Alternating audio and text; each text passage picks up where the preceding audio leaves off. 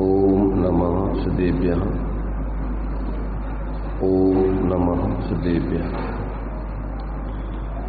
मंगलम भगवान वीरो मंगलम गौतमो मुनि मंगलम कुंद कुंदात्यो जैन धर्मोस्तु मंगलम सर्वमंगल मांगल्यम सर्वकल्याणकारकं प्रधानं सर्वधर्माणां जैनं जयतु शासनं जैनं जयतु शासनं जीवमजीवं मरणं जिनमरवसेन जैननीतीर्थं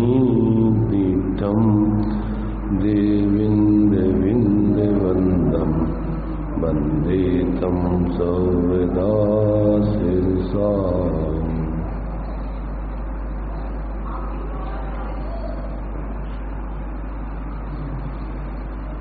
चर्चा अपनी गाथा 13 के माध्यम से चल रही है। इसमें संसारी जीवों के 3 गाथाओं में भेद बतलाए गए हैं। इस गाथा में गुण स्थान और मार्गणा स्थान के माध्यम से जीवों के भेदों की चर्चा चल रही है। तो अभी गुण स्थान के माध्यम से जो चर्चा यहाँ पर अपनी चल रही है, इसमें प्रयोजन वसात जीवों के भावों को समझाने के लिए जीव के भावों को 14 गुण स्थानों में बांट करके संसारी जीवों के स्वरूप को समझाया गया है। संसार में जीव इन 14 गुण स्थानों में से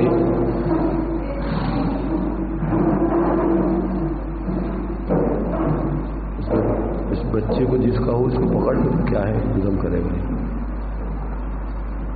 तो ये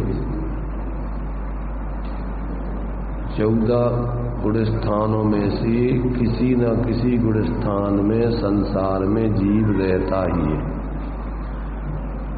एक समय में एक गुण स्थान में ही जीव रह सकता है। तो इन 14 गुण स्थानों में ही जीव संसार में मिलेंगे। 14 गुण स्थानों को छोड़ के जीव संसार में नहीं मिलेंगे। तो ये सामान्य रूप से 14 प्रकार के गुण स्थानों में बांटकर जीवों के स्वरूप को बताया है। अब उसमें सभी जीव आ जाते हैं। कौन से? माने पहले गुण स्थान से लेकर के 14 गुण स्थान तक।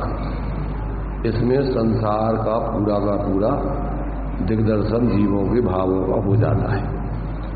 तो अपने लिए गुण स्थान माने जीव के मोह और योग के निमित्त से होने वाले जीव के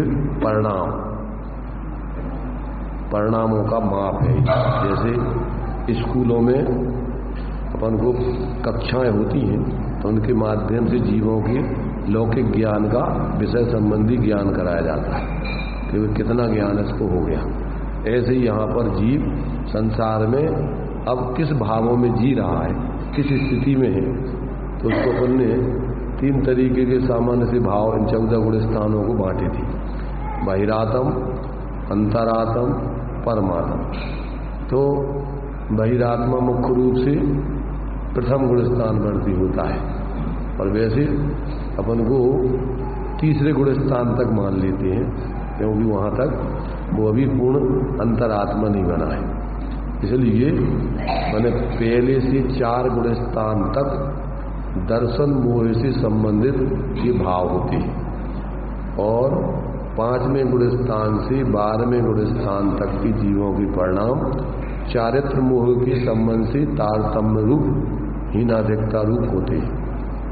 उसमें मोह का क्रम से कितना चारित्र मोह का अभाव जीवों की हुआ है, तो वो क्रम से 5वें गुण स्थान से लेकर और 12वें गुण स्थान तक में उन चारित्र मोह के संबंध में जीवों के परिणामों की जानकारी दी जाती है। और 13वें गुण स्थान और 14वें गुण स्थान में, अब 12वें गुण स्थान में जब मोह का पूर्ण नाश हो जाता है, तो फिर 13वें गुण स्थान में सिर्फ संयोग और अयोग दशा, अभी उसकी अब परिणामों की दृष्टि से तो पूर्ण शुद्धि हो गई। अभी प्रदेशों में चंचलता और निश्चलता यानी 4 आघातीय कर्मों के निमित्त से वो सब बनी रहती। तो जब तक अभी 4 आघातीय कर्मों का संबंध जीव के साथ है तब तक वो अभी संसारी कहलाता है। और जैसे ही इन 4 आघातीय कर्मों का भी संबंध छूट जाता है उसी समय जीव फिर एक समय में सिद्धालय में जाकर मैंने सिद्ध दशा को प्राप्त करके पूर्ण शुद्ध होकर के शादी अनंत काल तक के लिए फिर वो लोक के अग्रभाग पर जाकर के विराजमान हो जाता है। तो ये जो है संसारी जीवों के गुण स्थानों की दृष्टि से 14 भाग करके यहाँ समझाए। तो कल अपनी चर्चा इसमें से 6 गुण स्थान तक की अपन ने कल चर्चा की थी। 6 गुण स्थान 14 गुण स्थानों के यहाँ पहले अपन ने नाम पढ़े थे। 14 गुण स्थानों के नाम क्या है और उसी नाम के आधार पर उनका स्वरूप भी अपन को माने समझना चाहिए। जो 14 गुण स्थानों के नाम है, सबसे पहला है मिथ्यात्व गुण स्थान, दूसरा सासादन है, तीसरा मिश्र है, चौथा अविरत सम्यक है, 5वां देश व्रत है, 6वां प्रमत्त व्रत है, 7वां अप्रमत्त व्रत है, 8वां अपूर्वकरण है, 9वां अनिवृत्तिकरण है, 10वां सूक्ष्म सांपराय। सब में व्रत शब्द है वो, माने यहाँ पर व्रत से देश व्रत के बाद 6वें व्रत शब्द, तो इन सभी में व्रत लगता जाता है। प्रमत्त व्रत, अप्रमत्त व्रत, अपूर्वकरण व्रत, अनिवृत्तिकरण व्रत, सूक्ष्म सांपराय व्रत, उपशांत मोह व्रत, क्षीण मोह व्रत, ये सब वृत्तिपूर्ण मुनिराजों की दशाएं हैं। और संयोगी केवली जिन और अयोगी केवली जिन, इस प्रकार एक क्रम से 14 गुण स्थान हैं। ये भावों के तारतम्य रूप जीवों के संसार दशा में माप, परिणामों के माप है, सब थर्मामीटर है कि जीव के कैसे परिणाम चल रहे हैं। तो इसमें पहले गुण स्थान में जीव के क्या है, अतत्व श्रद्धान रूप भाव चलते रहते हैं। तत्वों का जो प्रयोजनभूत जीवादि तत्व है उसके संबंध में उसका सही श्रद्धान नहीं होता है। तो ऐसे तत्व रूप श्रद्धान उसके जीवन में चलता रहता है। दूसरा गुण स्थान उपशम सम्यक से च्युत होकर किसी अनंतानबंदी कसाय का पाषाण रेखा के समान अनंतानबंदी किसी कसाय का 4 में से एक का उदय आ जाने पर वो सम्यक से च्युत हो जाता है। मिथ्यात्व में आया नहीं तो 20 की दशा है। जैसे वृक्ष पे से फल टूट जाए और जमीन पे जब तक गिरे नहीं तो आकाश में अधर जितने समय, बहुत थोड़े समय का काल है, कम से कम एक समय, ज़्यादा से ज़्यादा 6 आवली काल, इतने समय तक के लिए वो क्या है, दूसरा गुण स्थान सासाधन, जिसने मिथ्यात्व की आसाधना कर दी, विराधना कर दी, ऐसा जीव जो है वो दूसरा गुण स्थान है।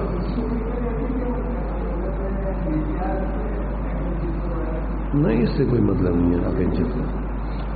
ये तो क्या है, इसको मिथ्यात्व की अपेक्षा पारणामिक भाव बोलते हैं। माने इसमें मिथ्यात्व का कोई रोल नहीं है। इसमें क्या रोल, माने यहाँ पर अभी मिथ्यात्व का उदय, उपशम, क्षय उपशम आदि कुछ नहीं है।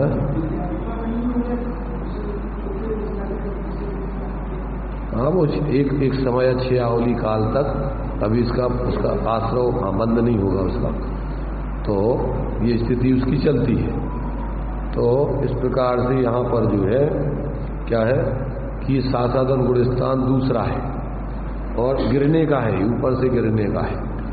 प्रथमोपम सम्यक से च्युत होकर के जीव ये जब अनंतानबंदी कसाय में से किसी एक कसाय का उदय आ जाए तो फिर भी दूसरे गुण स्थान में आता है। और तीसरा गुण स्थान भी सम्यक मिथ्यात्व का है। जो मिथ्यात्व की 3 प्रकृति हैं उनमें से जो मिथ्यात्व, सम्यक मिथ्यात्व और सम्यक प्रकृति मिथ्यात्व, तो सम्यक मिथ्यात्व प्रकृति का उदय हो जाने पर जीव के भाव कैसे सम्यक के संबंध में कैसे होते हैं, दही और गुड़ के मिले हुए स्वाद के समान, न सम्यक न मिथ्यात्व, मिले जुले परिणाम, सम्यक भी और मिथ्यात्व भी। ऐसा जो है सम्यक मिथ्यात्व का गुण स्थान भाव है, वो भी थोड़े समय का है, अंतर्मुख का। और चौथा है अविरत सम्यक, माने अभी बाही में उसने वृत्तादि नहीं लिए हैं, पर अब वो सम्यक दृष्टि बन चुका है, जिसके लिए वस्तु तत्व का यथार्थ ज्ञान श्रद्धान हो गया है, उसको स्वरूप का यथार्थ अनुभव हो चुका है। ऐसा चतुर्थ गुण स्थान अविरत सम्यक वाले का है। और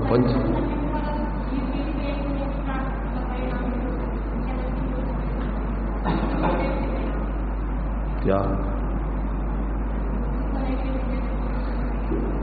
किधर किसकी क्षयोपम सम्यक दृष्टि के लिए कुछ समय की मिथ्या दृष्टि, इसमें तो सिर्फ अकेले चलमल दोष लगती हैं सम्यक में, सम्यक दृष्टि मिथ्या दृष्टि नहीं, सम्यक दृष्टि ही है वो, सिर्फ अकेले दोष लगती हैं सम्यक में, परंतु वो सम्यक गुणस्थान, सम्यक का गुणस्थान है। उपसम और छायक सम्यक तो पूर्ण निर्दोष है, उसमें कोई दोष नहीं लगती, इसमें सिर्फ चल मल अगाढ़ दोष लगती, पर वो सम्यक से च्युत नहीं होता है। मैंने उसके लिए दृष्टांत दिया कि जैसे वृद्ध के हाथ में लाठी हो तो वो चलते समय थोड़ा डगमगाता है और गिरता नहीं, ऐसी जो है सम्यक वृद्धि के उदय से थोड़ा श्रद्धान में उसके शिथिलता आती है, परंतु वो सम्यक से च्युत नहीं होता है। उसका काल 66 सागर तक है, निरंतर यदि वो क्षयोपम सम्यक में जीव रहे तो कितने समय तक, 66 सागर तक रह सकता है, और अंतर मुहूर्त के लिए तीसरे गुण स्थान में आवे और फिर एक 66 सागर तक रह सकता है। ऐसे बीच का एक मिथ्यात्व में आए बिना और 266 सागर तक जीव रह सकता है क्षयोपम सम्यक में। तो इसलिए इसके गुण स्थान तो चौथा, पांचवा, छठवां, सातवां 4 गुण स्थान है क्षयोपम सम्यक के। तो ये जो है मैंने जो जीव क्षयोपम सम्यक में रहते हैं वो अविरति भी रह सकते हैं, देशवृत्ति भी रह सकते हैं, महावृत्ति भी रह सकते हैं। ऐसे 4 गुण स्थानों में क्षयोपम सम्यक दृष्टि जीव रह के अपनी आत्माराधना करते हैं। इस प्रकार से ये अपने लिए इन गुण स्थानों में क्या स्थिति जीवों के परिणामों की बनती है, ये बराबर अपन को इन गुण स्थानों के ज्ञान के माध्यम से संसार में रहने वाले जीवों के परिणामों का ज्ञान कराया गया है। तो पंचम गुण स्थान में 2 चौकड़ी मिथ्यात्व के अभाव पूर्वक सम्यक दृष्टि के, 2 चौकड़ी कसाय के अभाव वाली बीतरागता, और साथ में आंशिक सरागता। कौन सी,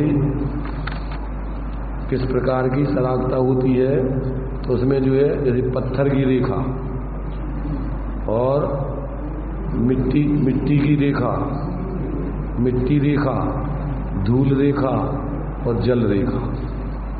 तो इसमें ना तो इसके पत्थर की रेखा के समान, ना जमीन की रेखा के समान, इसमें धूल रेखा के समान कसाय की स्थिति रहती है। कैसी रहती है, धूली रेखा के समान। धूली रेखा क्या है, कोई भी गाड़ी वाड़ी आकर के वो बराबर हो जाती है। तो 10-15 माने 15 दिन तक इसकी कसाय की स्थिति रह सकती है, समझे ना। इसके बाद वो 15 दिन तक का मतलब इस प्रकार की कसाय रहती है उसका बाहर में प्रवर्तन के, वो जो है जैसे धूली रहती है तो वो गाड़ी निकलती है उसमें चाक पड़ जाता है, और फिर वो और कोई दूसरी गाड़ी वगैरह निकलती है वो एक दूसरे में मिल जाती है। इस प्रकार से उसकी कसाय की इसलिए दशा है, वही वासना काल है। अनंत आनमंदी कसाय का वासना काल तो क्या है, संख्यात असंख्यात अनंत भाव भी है, पर उसकी तीव्रता कैसी, पत्थर की रेखा के समान है। उसकी तीव्रता पत्थर की रेखा के समान होती है। और अप्रत्यख्यान कसाय की वासना मिट्टी में खींची हुई लकीर के समान है, पानी मानी बरसने पर वो उसकी रेखा मिटती है। और प्रत्यख्यान कसाय की वासना धूली रेखा के समान है और थोड़ी उसकी हल्की होती जाती है। और संजुलन कसाय की वासना जल रेखा के समान है, इधर रेखा खींचो उधर मिटती जाती, तो वो ज़्यादा समय तक वासना उसकी कसाय की प्रवृत्ति चलती नहीं। तो इस प्रकार से ये जो है पंचम गुण स्थान वाले जीवों की इस प्रकार के परिणामों की दशा होती है। छठम गुण स्थानवर्ती जीवों की अपन ने जो कल पढ़ रहे थे, इसमें देखिए उसके स्वरूप को यहाँ पर क्या दिया था। छठम गुण स्थानवर्ती जीव जो है पेज नंबर 42 है हमारी पुस्तक में। जब वही सम्यक दृष्टि जीव धूल की रेखा समान क्रोध आदि प्रत्यख्यानावरण तीसरे कसाय के उदय के अभाव होने पर, उदय लिखा हुआ है हमारी पुस्तक में, सब में लिखा क्या उदय, ऊपर के पेज से ही है, ऊपर के पेज में 42 पेज पर हमारी पुस्तक में है। तुम्हारी पुस्तक में देखो कहाँ पर है। छठवें गुणस्थान की चर्चा चल रही है। पंचम गुणस्थान नंबर पड़ा हुआ है, पंचम गुणस्थान पर श्रावक 5 नंबर पड़ा है।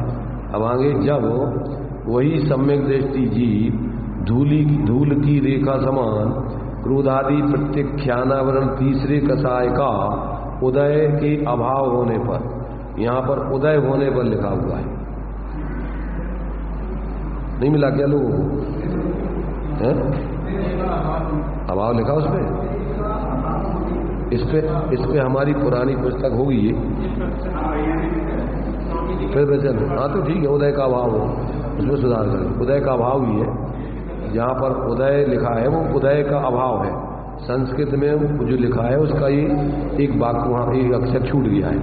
उदय लिखा है, उदय के अभाव होने पर 5 महावृत्तों में अंतरंग में निश्चय नए से रागादि उपाधि रहित स्वशुद्धात्म संवेदन से उत्पन्न सुखामृत का अनुभव जिसका लक्षण है, और बाह्य विषयों में हिंसा, असत्य, चोरी, अभ्रम तथा परिग्रह की संपूर्ण रूप से निर्वृत्ति जिसका लक्षण है, उसमें प्रवृत्ति करता है। तब दुस्वप्न आदि व्यक्त और अव्यक्त प्रमाद सहित होने पर भी वह छठे गुणस्थानवर्ती प्रमत्त संयत जीव कहलाता है।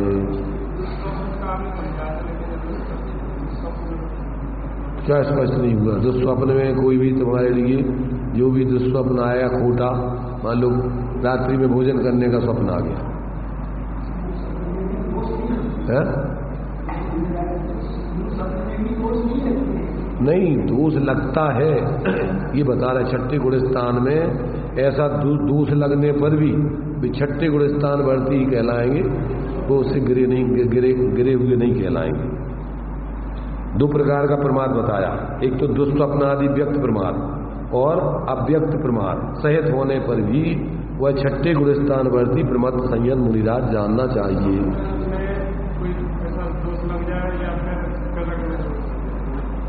प्रकट में नहीं, प्रकट में ही दुस्वप्नादि व्यक्त प्रमाद, इसका मतलब अपन को स्वप्न याद रहा कि नहीं रहा। 2 प्रकार का स्वप्न होता है। एक अपन को स्वप्न आते हैं, पर पता है प्रत्येक व्यक्ति को रात्रि में स्वप्न आते रहते हैं, बिना स्वप्न के कोई नहीं रहता है, पर किसी को याद रहते हैं, किसी को नहीं रहते। तो चाहे तुम्हें याद रहे हो और चाहे नहीं रहे, याद रहे हैं तो व्यक्त दुस्वप्न आदि है, और याद नहीं रहे हैं तो अव्यक्त दुस्वप्न आदि है। आपको जो भी स्वप्न आया पर अपन को याद ही नहीं है क्या आया, पता ही नहीं है, तो वो भी दोष है। और जो अपन को व्यक्त याद रहा कि अपन को अरे रात्रि में आज अपन ने भोजन कर रहे थे, अरे ये तो बहुत, तो अपन बोलते हैं सपने में यदि दोष लगाए तो सपने में निंदा करा उसकी करते हैं। तो ये सब उसका प्रतिक्रमण आदि करके क्या व्यक्त अव्यक्त जाने अनजाने जैसे जीवों के कुछ तो अपन को दिखाई दे गया, चल रहे थे, कोई जीव मर गया, तो ये तो प्रकट अपन को हिंसा हो गई। अब कुछ जीव ऐसे होते हैं सूक्ष्म कि अपन को दिखाई नहीं दे रहे, परंतु वे नियम से तुम्हारे चलने से मरते हैं। तो इसलिए जाने अनजाने में जो कुछ भी हमारा किसी जीवों की विराधना हुई हो, उन सब का वे सब दोष हमारे मिथ्या हो, हम उसकी निंदा करा करते हैं। तो मतलब इस प्रकार से वो उसकी प्रतिक्रमण आदि के माध्यम से निंदा करा करके और वो अपनी साधना में बराबर सावधान बने रहते हैं।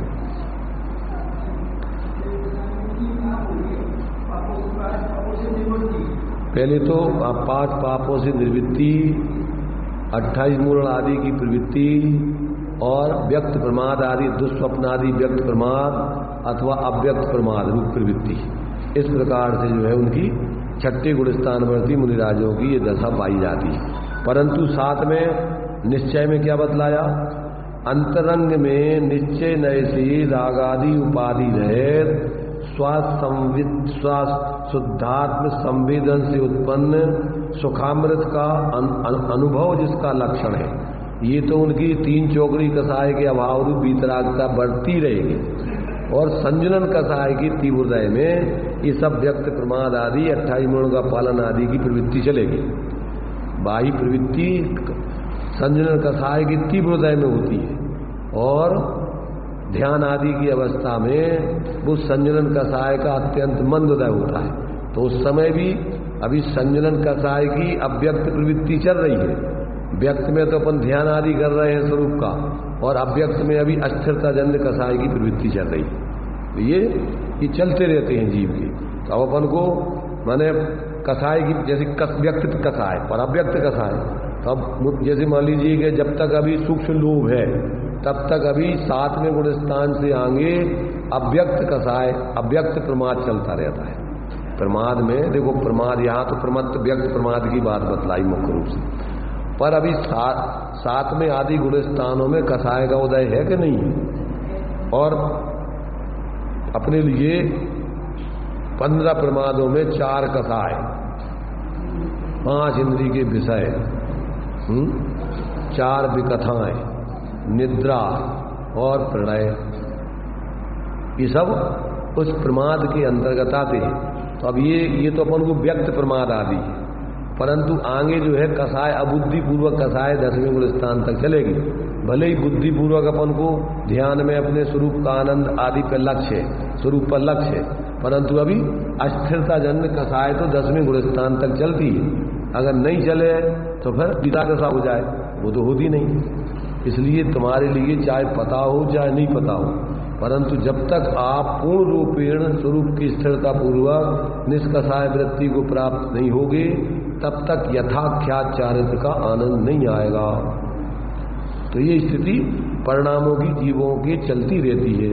तो अभी अपन आगम के माध्यम से इन सब बातों को समझ रहे हैं कि ऐसी ऐसी दशा इन गुण स्थानों में होती है। जब अपन उन गुण स्थानों में चढ़ते हैं तो उसमें अपन को इस प्रकार का विवेक कि भाई अपन किस गुण स्थान में आ गए, तो वो अपन को इस सारे आगम से और अपने अनुभव से अपन बराबर समझेंगे कि हाँ ये स्थिति में अपन खड़े होंगे। तो इस प्रकार अब बाकी तो आगे जब श्रेणी चढ़ते हैं तो ध्यानस्थ काल में फिर ये सब सूक्ष्म बातें ज्ञान में नहीं आती, पर ये सब केवल ज्ञान गम्य घटना या गुणस्थान तो बनते ही है। भले ही तुम्हें पता हो नहीं, तो ये तो भगवान जिनेन्द्र ने आपके लिए क्या क्या स्थिति आपके ध्यान काल में बनेगी वो सब जानकारी दी है अपन। तो ये जो है इस प्रकार से कि 6वें गुणस्थान वर्ती मुनि राजों का स्वरूप निश्चय व्यवहार से ऐसा जानना चाहिए। कैसा कि जब वही सम्यक दृष्टि जीव जो 5वें गुणस्थान वर्ती है, धूलि की रेखा समान अभी कसाय और प्रवृत्ति कर रहा था, अब उस धूलि की रेखा समान क्रोधादि प्रत्यक्षानवण तीसरे कसाय का उदय के अभाव होने पर अब 5 महावृतों में अंतरंग में निश्चय नैसी रागादि 5 महावृतों में उसकी प्रवृत्ति होती है। और अंतरंग में क्या होता है कि निश्चय नैसी रागादि उपाधि रहित स्वशुद्धात्म संवेदन से उत्पन्न सुखामृत का अनुभव चलता है, लक्षण जिसका। और बाही में विषयों में यानी व्यवहार में हिंसा, झूठ, चोरी, कुशील, परिग्रह आदि की संपूर्ण रूप से बुद्धिपूर्वक निर्वृत्ति की जाती है, त्याग कर दिया जाता है, संकल्प ले लिया जाता है। उसमें प्रवृत्ति करता है, उसमें बढ़ता है तब। और दुस्वप्न आदि निद्रा में जो इस प्रकार से स्थिति बनने पर व्यक्त और अव्यक्त प्रमाद सहित होने पर भी वह 6ठे गुणस्थानवर्ती प्रमत्त संयत जीव जानना चाहिए।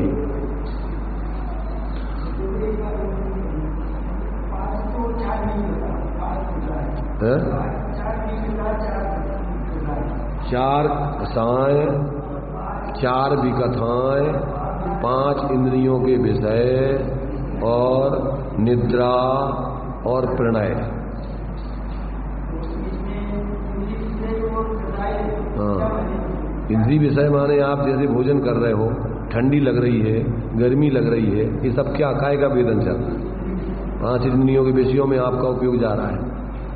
कोई चीज देखने में अच्छी लग रही है तो अब ये क्या है, ये सब तुम्हारा उसी प्रकार का विषय चल रहा है। तो ये 5 इंद्रियों के विषयों में जब विकल्प रूप में प्रवृत्ति चल रही तो 6ठे गुणस्थान वर्ती तुम्हारा प्रभाव।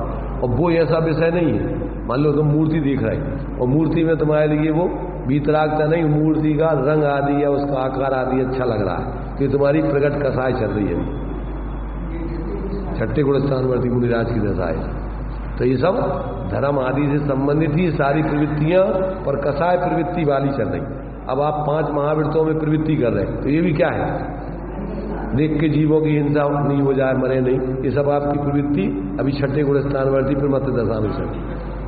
4 भी कथाएं मतलब क्या, 4 भी कथाएं मान ली कदाचित राज्य कथा, ये राजा बहुत अच्छा है, यहाँ का शासन, ये सब तुम्हारी भी कथा हो गई, तुम्हारे लिए उससे कोई मतलब नहीं है। तो ये राज्य कथा, राष्ट्र कथा और तुम्हारे से चोर कथा, अब कहाँ डाकू कैसे हो गए, क्या हो गया, उस संबंधित में अब विकल्प चल रहा है। तो ये सब तुम्हारा जब उसमें उपयोग लग रहा है, तो ये सब तुम्हारी भी कथा में चला गया। तो ये सब वो भी चूंकि अस्थिरता जन्य थोड़े समय के लिए, ऐसा नहीं कि उसमें लगे ही रहो। तो इस प्रकार से भोजन कथा, अब तुमने भोजन किया, अब तुम्हें भोजन संबंधी लग रहा कि अच्छा आज का भोजन अच्छा था ही, तो अब वो क्या हो गया तुम्हारा, ये सब तुम्हारी जो है उसमें चला गया उपयोग। तो ये सारी चीजें अपन को कहाँ कहाँ कौन कौन से परिणाम चल रहे हैं ये अपने ज्ञान में आना चाहिए। तो ये सारी चीजें जो है बराबर जो है छठे गुणस्थान में मुनिराजों की संजनन कसाय जन पानी की रेखा के समान थोड़े समय के लिए भाव आते हैं, धारा प्रवाह नहीं चलते।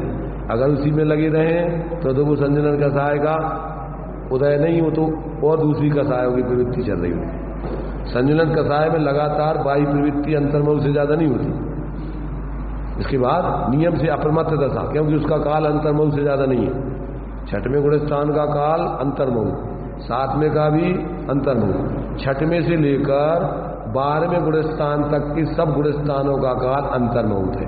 अब और कम कम है, 6वें का ज्यादा, 7वें का उससे कम, 8वें का उससे कम, 9वें का उससे कम, 10वें का उससे कम, 11वें का उससे कम, 12वें का उससे कम, पर उसमें वीतरागता विशेष विशेष है। काल थोड़ा है पर वीतरागता बहुत है आगे आगे गुणस्थान। तो ये स्थिति वहां पर बराबर चलती है। कौन से परिणाम, अतिचार नहीं, वो उस गुणस्थान का स्वभाव भी है उस गुण। हाँ, अगर उसको प्रमाद आदि ये देखो क्या है कि मूल में तो 28 मूल आदि शुभ प्रवृत्ति में रहने चाहिए। कदाचित उनके जो छठे गुणस्थान में 3 प्रकार के आर्त ध्यान भी हो जाते, तो वो उनकी दोष है और उसकी वो निंदा गढ़ा आदि करके और फिर उसका प्रतिक्रमण या प्रायश्चित आदि करते हैं। वही कह रहे हैं ना कि ये तो जो दोष है सब, ये सब अपन को प्रमाद जन, इसलिए तो वो क्या करते, प्रतिक्रमण आदि काय के लिए करते, इसलिए तो करते हैं कि सब जितने भी अपने लिए जो भी अपने लिए संजनन कसाय की तीव्रता में उस पद के योग जो कार्य नहीं है उसमें माने दो सदोष वाले, उस पद के योग कार्य के मतलब दोष वाले, ऐसे नहीं है जो उस पद में होती नहीं भी कार्य, उस पद में कदाचित थोड़े बहुत कदाचित कोई दोष लगता है तो उसकी निंदा करा प्रायश्चित करके उसकी निवृत्ति करके पाप में आएगा। इसलिए तो उसको अपन को बोल रहे ना कि आर्त ध्यान है, वो आर्त ध्यान माने अशुभ ध्यान है, परंतु उसमें ऐसा नहीं है कि उनके लिए ऐसा पाप बंद हो गए सामान्य लोग होता है, उस जाति की कसाय नहीं है। दोनों का प्रतिक्रमण करके दोनों से निवृत्ति चाहते। उनमें शुभ को तो चूंकि व्यवहार से वो करने का उपदेश है। मुनिराजों के 2 प्रकार के मुनिराज, अशुभ वाले उपयोग मुनिराज नहीं बताए, शुद्धोपयोगी भी मुनि, शुभोपयोगी भी मुनि। शुभोपयोग में रहना कोई अपराध नहीं है उस पद में व्यवहार से, परमार्थ से तो वो भी अपराध समझते हैं कि ये भी वास्तव में अपन को छोड़ने लायक है, परंतु इस भूमिका में छूट नहीं सकता है, इसलिए वैसा अपराध नहीं है कि जिसमें वो पछताते रहे। ज्ञान करने लायक है, हे रूप में जानने लायक है, उसमें उपाधि वृत्ति नहीं आने चाहिए। तो ये 6वां गुणस्थान का स्वरूप इस प्रकार समझना चाहिए। आ गया समझ में। 7वां गुणस्थान का स्वरूप देखिए, वही जीव जल की रेखा समान संजनन कसाय का मंदोदय होने पर प्रमाद रहित शुद्धात्मानुभव में दोष उत्पन्न करने वाले व्यक्त और अव्यक्त प्रमाद रहित बरता हुआ सप्तम गुणस्थान वर्थी अप्रमत्त संयत जानना चाहिए। निद्रा नहीं होगी इस गुणस्थान में। छठवें गुणस्थान में निद्रा होगी, उसमें दुस्वप्न व्यक्त और अव्यक्त दोनों प्रकार के हो सकते, परंतु इस गुणस्थान में नींद नहीं होगी, इसमें जागृत अवस्था ही होगी। छठवें गुणस्थान में निद्रा ले सकते हैं, पर पढ़ते भूमाह पिछली रयन में कछु शयन एकासन कर, परंतु सप्तम गुणस्थान में नींद नहीं रहती। सप्तम गुणस्थान जागृति का ध्यान का काल है, तो इसलिए अंतर्मुख से ज्यादा उनके लिए निद्रा नहीं आती। लेटे रहना अलग चीज है और नींद आना अलग चीज है। इसलिए बीच बीच में उनकी अगर कदाचित वो माने अगर उनको सोते हैं तो थोड़ा बहुत उनको नींद आती है, स्वान बत, और थोड़ी देर में फिर जागृति होती है। तो ये उनका बराबर वो ऐसे ही गुणस्थान है कि उसमें वो ज्यादा उनको निद्रा नहीं आती, और इस मार्ग में जो चलता है उसको सब समझ में आता है कि ऐसी स्थिति बनती है। माने ये तो अपन को अभी परोक्ष आगम से समझ रहे हैं, परंतु जब तुम जियोगे तो ये तुम्हारे लिए समझ में आएगा, समझ ना, कि ऐसी स्थिति बनती है। जैसे श्रावक की भूमिका में शुभ और अशुभ भाव अंतर्मुख से ज्यादा नहीं रह सकती। कोई भी कसाय अंतर्मुख से ज्यादा नहीं रह सकती, उसका नियम ही है कि वो बदलती रहेगी। एक कसाय अंतर्मुख से ज्यादा नहीं रहती, उसमें बड़ी परिवर्तन हो जाता है। तो इस प्रकार से जैसे परिणाम एक रूप होते ही नहीं है, एक रूप परिणाम तो कसाय के परिणामों में परिवर्तन होता ही रहता है। इसलिए मुनिराज की भूमिका में अभी वो संजलन कसाय की तीव्रता मंदता तीव्रता मंदता तीव्रता मंदता चलती रहती। मंदता होती है सप्तम गुणस्थान, तीव्रता होती है छठवां गुणस्थान, मंदता होती है सप्तम गुणस्थान, तीव्रता होती है छठा गुणस्थान, परमत अपरमत परमत, ऐसा झूला असंख्यातों बार उस गुणस्थान में एक भाव में करते रहते। तो इस प्रकार से ऐसी वृत्ति उनकी चलती रहती।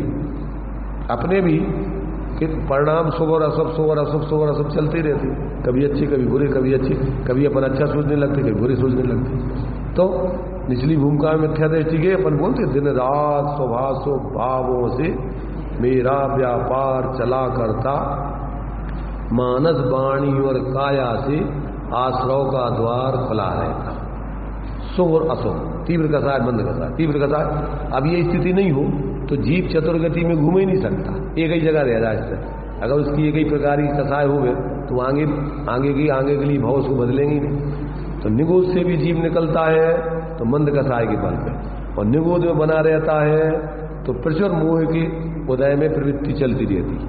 तो ये सब जीवों के परिणामों की अति विचित्रता देखो।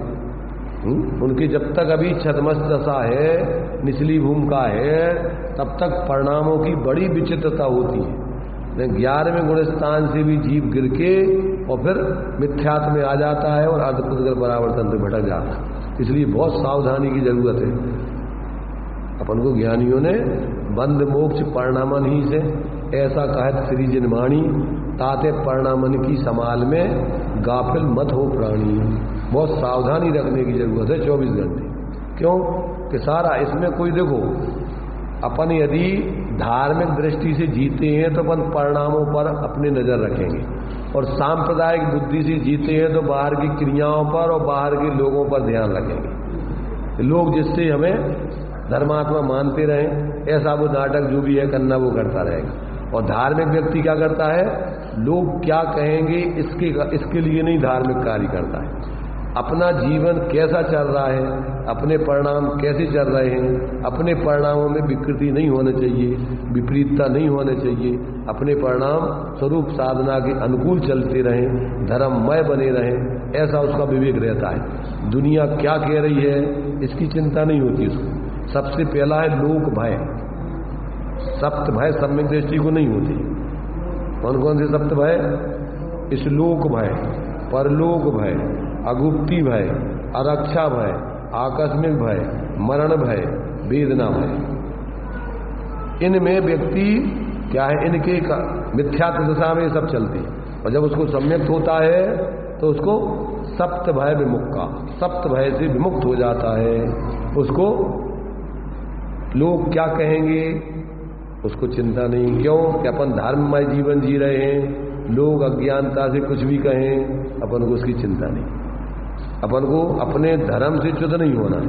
कोई बुरा कहो, अच्छा कहो, लक्ष्मी आओ जाओ, लाखों वर्षों तक जियो या मृत्यु आज ही आ जाओ, तो भी धर्म मार्ग से, न्याय मार्ग से मेरा कभी परिणाम डिगने ना पाओ। ये बराबर वो विवेक रख के अपना जीवन जीता है। तो इस प्रकार से सप्तम गुण स्थानवर्ती मुनिराजों के क्या होता है कि जल की रेखा समान संजनन कषाय का मंद उदय होने पर प्रमाद रहित शुद्धात्मानुभव में दोष उत्पन्न करने वाले व्यक्त और अव्यक्त प्रमाद रहित बरतता हुआ सप्तम गुण स्थानवर्ती अप्रमत्त संयत कहलाता है। उसको न तो व्यक्त प्रमाद लगता है न अव्यक्त प्रमाद, दुस्वप्न आदि नहीं आती, बाहर की प्रवृत्ति भी उसकी अब शांत होकर के वो अपने एक सहज दशा में रहता है। तो ये जो है इस सप्तम गुण स्थान की स्थिति होती है।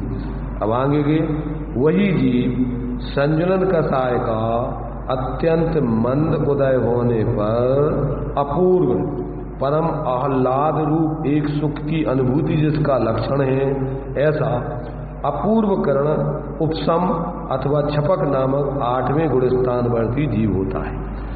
ये 3 8वां 9वां 10वां ये 3 गुण स्थान उपसमक भी होते हैं, छपक भी होते हैं। चौथा गुण स्थान तो 11वां उपसमक ही होता है।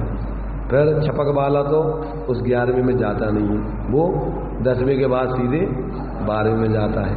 तो इस प्रकार से अब उसने जिस प्रकार की श्रेणी माड़ी, अगर छपक श्रेणी माड़ी है तो अब क्या करेगा वो, इसकी आगे के गुण स्थान उसके सब कर्मों को क्षय करते हुए जाएंगे और आगे 10वें तक जाएगा, 10वें के बाद सीधे 12वें में और फिर अरहंत दशा को पा करके और क्रम से सिद्ध हो जाएगा। उपसम श्रेणी वाला नियम से 11वें तक जाके गिरता ही है।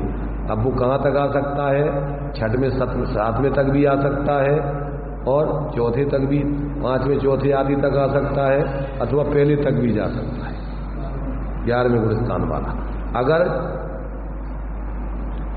उसने द्वितीय उपसम सम्यक्त पूर्वक यदि उपसम श्रेणी मारी है तो, और यदि उसने छायक सम्यक्त पूर्वक उपसम श्रेणी मारी है तो चौथे गुण स्थान से नीचे नहीं जा सकता है। ऐसी उसकी स्थिति जानना चाहिए।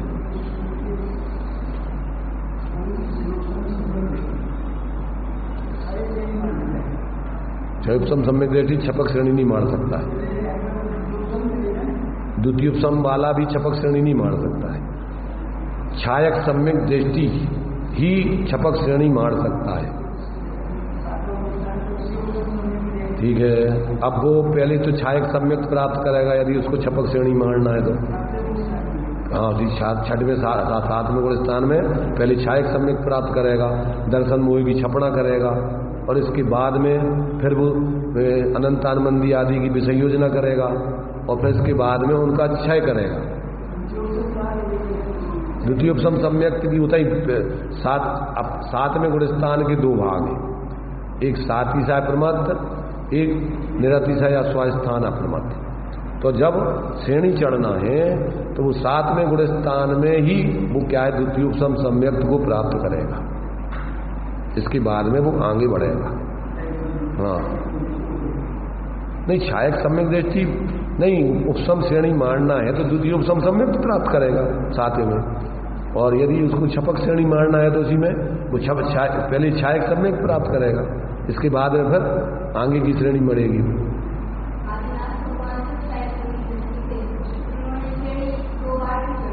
इस भाव में नहीं, पूर्व भाव में मारी थी उन्होंने। आदिनाथ भगवान ने उपसम श्रेणी पूर्व भाव में 2 बार चढ़े थे, इस भाव में तो वो छपक श्रेणी चढ़े थे।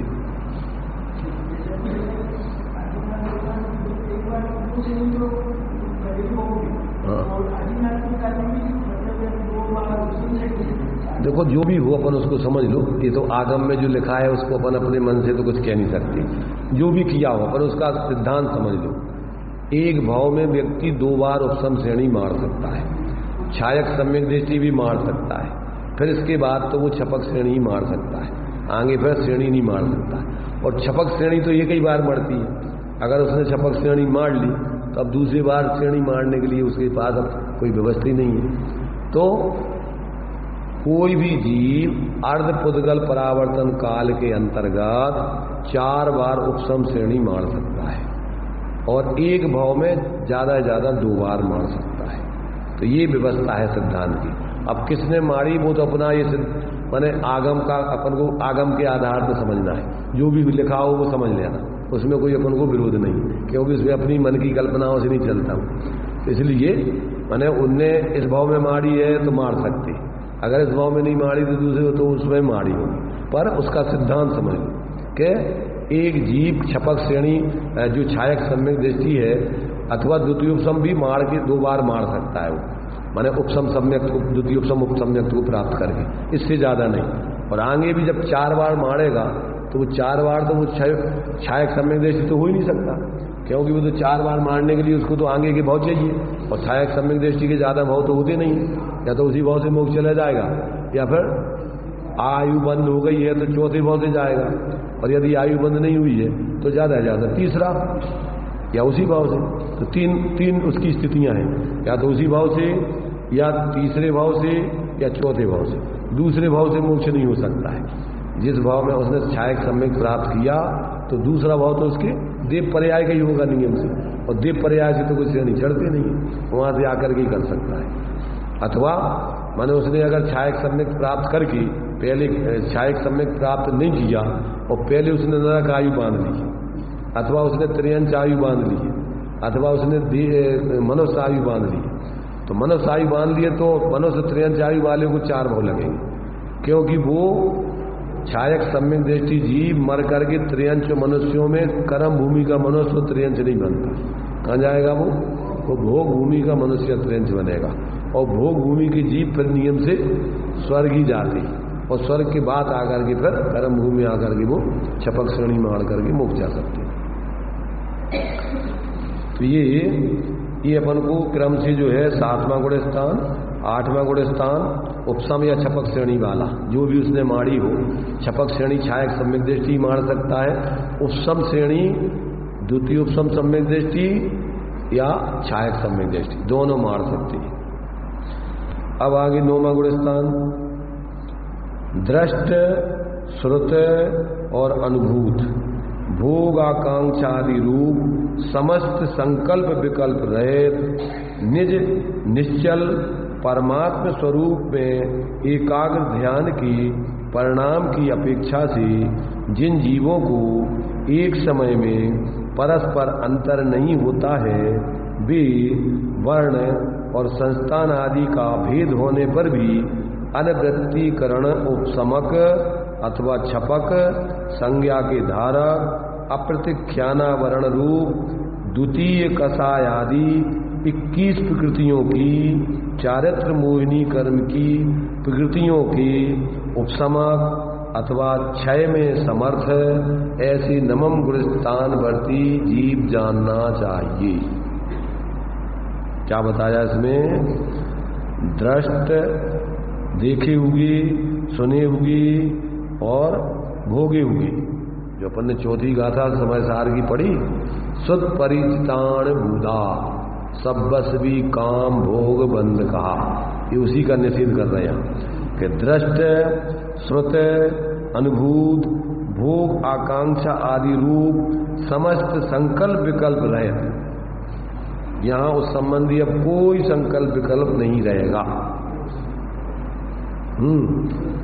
तो निज निश्चल परमात्म स्वरूप में एकाग्र ध्यान के परिणाम की अपेक्षा से यानी बल से जिन जीवों को एक समय में परस्पर अंतर नहीं होता है, कौन सा? अनवृत्ति, वृत्ति माने आने माने नहीं है, वृत्ति में परिणामों भेद जिनकी एक एक समय वर्ती 9वें गुणस्थान वर्ती जीव जितने भी होंगे उनके सबके परिणाम एक समान होते हैं। पहले समय में 9वें गुणस्थान में जितने भी जीव जाएंगे उनके जैसे परिणाम होंगे, सबके एक समान परिणाम होंगे। दूसरे समय में एक समान होंगे, तीसरे में अनिवृत्तिकरण का जितना काल है, उसके जितने समय हैं, उसमें सब परिणाम जीवों के एक समान पाए जाते हैं। भेद किस प्रकार का भेद होने पर भी माने इस प्रकार परिणाम अपेक्षा से जिन जीवों को एक समय में परस्पर अंतर नहीं होता है, वे माने शरीर के वर्ण की अपेक्षा, संस्थान आदि आकार आदि की अपेक्षा उनमें भेद होने पर भी अनिवृत्तिकरण उपशमक अथवा छपक संज्ञा के धारक अप्रतिख्यानावरण रूप द्वितीय कसाय आदि 21 प्रकृतियों की चारित्र मोहिनी कर्म की प्रकृतियों की उपशम अथवा क्षय में समर्थ ऐसे नमम गुणस्थान वर्ती जीव जानना चाहिए। इस गुणस्थान में पहुंच करके 21 प्रकृतियों का जो उपशम करने वाला होगा वो उपशम कर देगा और उपशम करने में समर्थ हो जाएगा, और जो क्षय करने वाला होगा वो इनका क्षय कर देगा। बाहर में कोई 7 हाथ का धारी है, छोटे शरीर का धारी, कोई 500 धनुष का हो, कोई और बीच वाला हो, शरीर के आकार में भले ही अंतर हो पर अंदर के परिणामों में अंतर नहीं होगा। कोई गोरा हो, कोई काला हो, कोई हरा हो, कोई नीला हो, कोई पीला हो, कैसे शरीर के रंग से, वर्ण से, हरिया, सांवले, गोरे, लाल, कैसे रंग शरीर से अंतर होगा, पर भावों में उनके सबके परिणाम बिल्कुल एक जैसे, अंदर का अपने उस शुद्धात्म स्वरूप के अवलंबन से बिल्कुल वीतराग परिणाम उनके अंदर से बने, वीतरागता की सन्मुखता नजदीकता में पहुंच गए। तो अभी 21 प्रकृतियों का क्या करने में, छपना अथवा उपशम करने में समर्थ, ऐसे उनकी परिणाम हो जाते हैं। तो इस प्रकार से ऐसी चारित्र मोहिनी की 21 प्रकृतियों की चारित्र मोहिनी संबंधी कर्म की प्रकृतियों की उपशम अथवा क्षय में समर्थ ऐसी नमम गुणस्थानवर्ती जीव जानना चाहिए।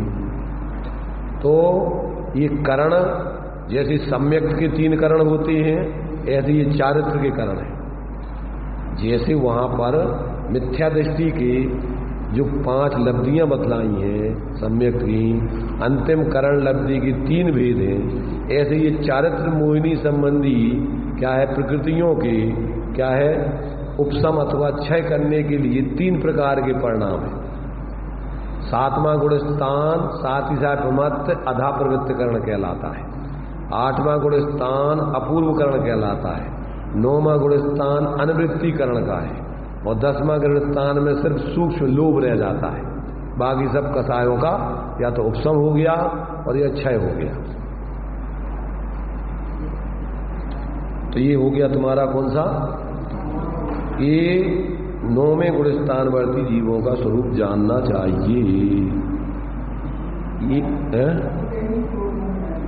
हाँ, सब एक अकेली संजुनन कसाय सूक्ष्म लोभ रह जाएगा बस, और सब प्रकृतियों का 21 प्रकृतियों का इसमें क्या हो जाएगा, उपशम अथवा क्षय हो जाएगा।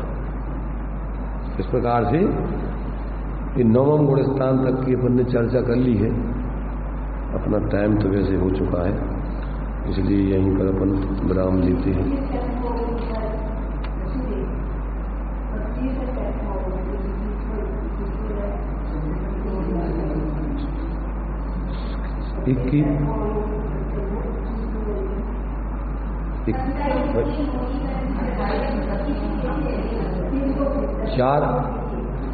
चार प्रकृतियां तो अपनी पहले जो है उसकी पहले अनंता में तुम्हारे से पहले हो जाती ना, उसकी सम्यक होने के बाद उसमें उसकी स्थिति बन जाती है।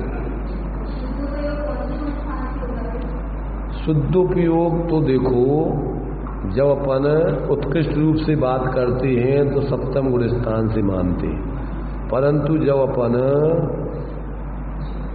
जब सूक्ष्म रीति से विचार करते हैं, सम्यक आदि के प्रकट होने की अपेक्षा विचार करते हैं, तो प्रवचन सारजी में तो प्रथम गुणस्थान में जीव की शुद्ध ध्येयत्वात् अवलंबनत्वात् साधकत्वात्, वहां से शुद्ध का ध्येय अवलंबन उसका लक्ष्य बनेगा, तभी मिथ्यात आदि का नाश होकर के और सम्यक की प्राप्ति होती है।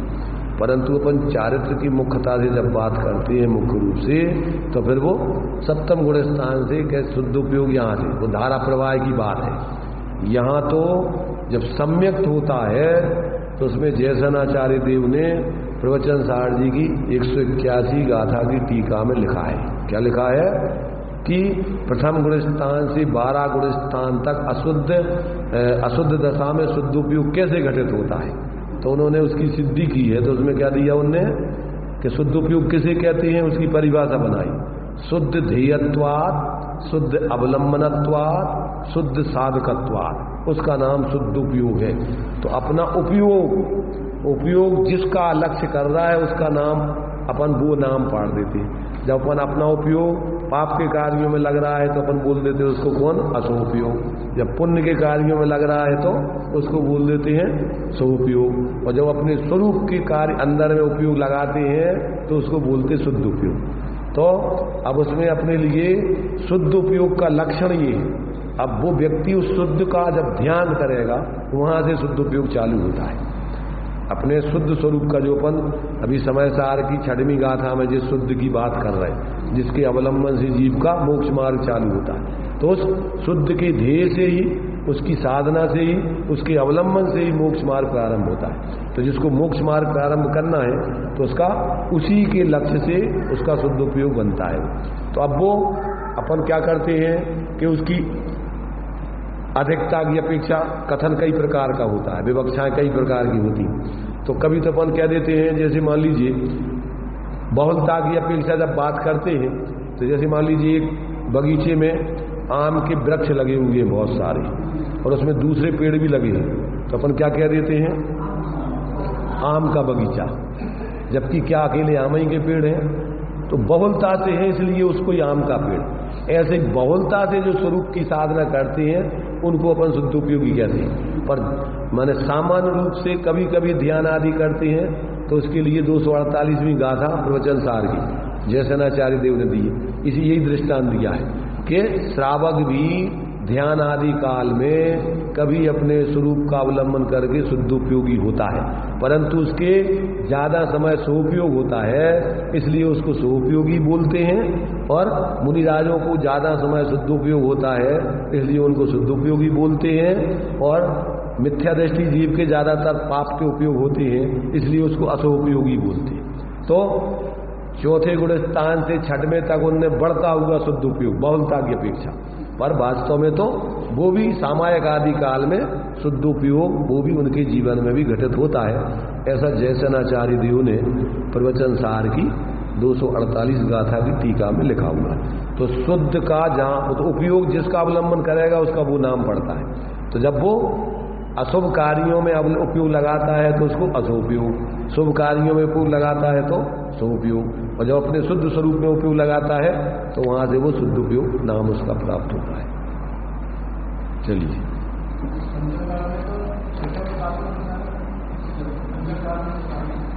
पंचम काल में 6ठे 7वें तक की साधना जीव कर सकता है, इससे आगे की छपक श्रेणी नहीं चढ़ सकता है।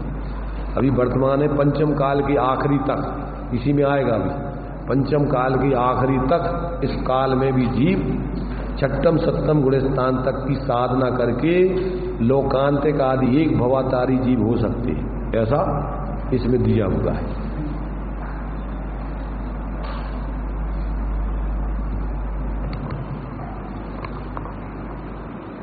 मोह जोग भवा गुण ठाणा। मोह और योग के सद्भाव और अभाव से गुण स्थान बनते हैं। पहले 4 गुण स्थान दर्शन मोह के सद्भाव और अभाव से, उसके बाद पंचम से लेके 12वें गुण स्थान तक चारित्र मोह के सद्भाव और अभाव से, और 13वां और 14वां योगों के सद्भाव और अभाव से। इस प्रकार से 14 गुण स्थान है।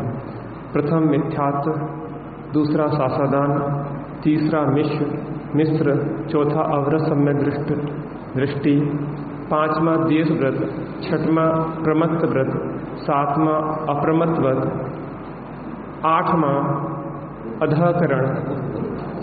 अपूर्वकरण, 9वां अनुवृत्तीकरण, 10वां सूक्ष्म सांप्राय, 11 उपशांत मोह, 12वां क्षीण मोह, 13वां संयोग केवली और 14वां अयोग केवली। इस प्रकार से इन गुण स्थानों के नाम हैं।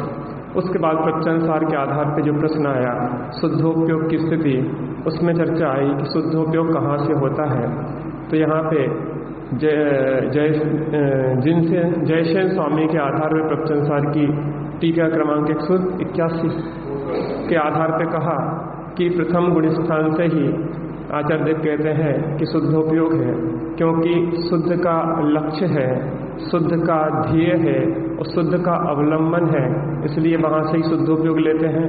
उसके बाद कहा कि चतुर्थ आदि गुण स्थान वाले को शुद्धोपयोग होता कि नहीं होता।